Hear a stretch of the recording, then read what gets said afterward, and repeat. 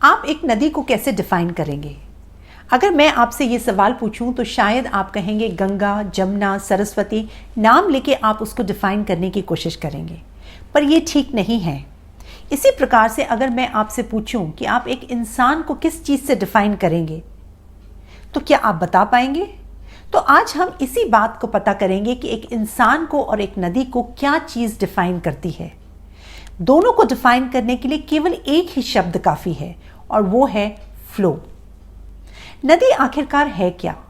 नदी कुदरत की वो देन है जिसमें बहता हुआ पानी है और हर मोमेंट, हर वक्त उसमें ताज़ा पानी आके मिलता रहता है, जो कि नदी के बहाव को या फ्लो को बरकरार रखती है।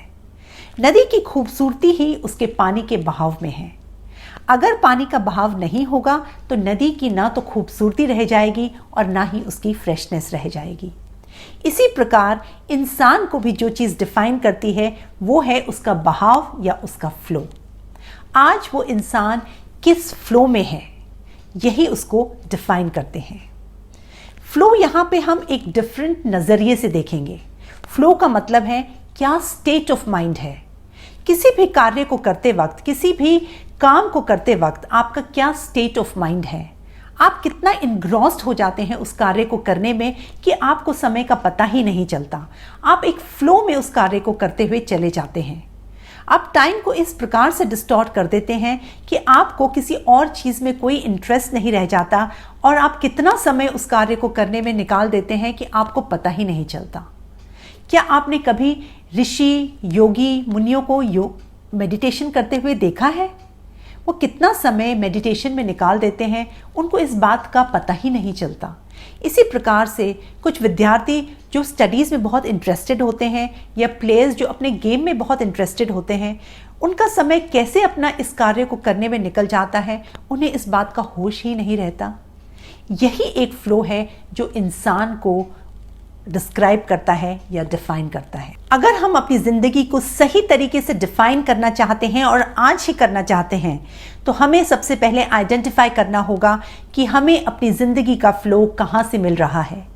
क्या हमें ये फ़्लो किसी यूज़लेस और पैसिव एक्टिविटीज़ से मिल रहा है, जैसे कि टीवी देखना या मोबाइल पे ऐसे वीडियोस देखना जो हमारा समय व्यर्थ कर रहे हैं।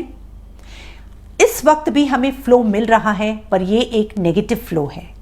वहीं दूसरी तरफ अगर हम अपना समय व्यतीत करते हैं किताबें पढ़ने में, नोट्स बनाने में, प्रेजेंटेशंस बनाने में या अपने गोल्स एंड ड्रीम्स को अचीव करने के लिए कुछ एक्टिविटीज़ करने के लिए, कुछ नई स्किल्स सीखने के लिए, तो ये एक पॉजिटिव फ्लो है। और इस पॉजिटिव फ्लो के साथ मैं एश्योर करती हूँ कि आप एक ब्यूटिफुल डेस्टिनेशन की तरफ अग्रसर हैं, बढ़ रहे हैं। हमारी ज़िंदगी एक बहती हुई नदी की तरह है जिसमें हर वक्त ताज़ा पानी आके मिल रहा है और यह इसकी खूबसूरती और फ्रेशनेस को बरकरार रखता है। वहीं दूसरी तरफ अगर हम इसके बहाव को रोक दें तो ये पानी स्टेगनेट हो जाएगा, स्टेल हो जाएगा और हार्मफुल हो जाएगा। तो हमें अपने आप से एक सवाल पूछना है, अगर हम नदी की तरह फ्रेश और प्योर रहना चाहते हैं और अपनी डिज़ायर्ड डेस्टिनेशन की तरफ अग्रसर होना चाहते हैं तो हमें नदी की तरह हर वक्त, हर मोमेंट अपनी लाइफ में पॉजिटिव फ्लो ऐड करना होगा, पॉजिटिव फ्लो मिलाना होगा। तभी हम अपनी डेस्टिनेशन की तरफ अग्रसर हो सकते हैं। सवाल कीजिए अपने आप से, आज आपको आपका फ्लो कहाँ से मिला? सारे दिन की जो आपकी एक्टिविटी होती है उसके लिए आपको फ्लो कहाँ से मिलता है? अगर आप ये चीज़ आइडेंटिफाई कर पाए तो अपनी लाइफ को आइडेंटिफाई करके आप अपनी डिज़ायर्ड डेस्टिनेशन की तरफ बढ़ने से आपको कोई नहीं रोक सकता। आज के लिए बस इतना ही।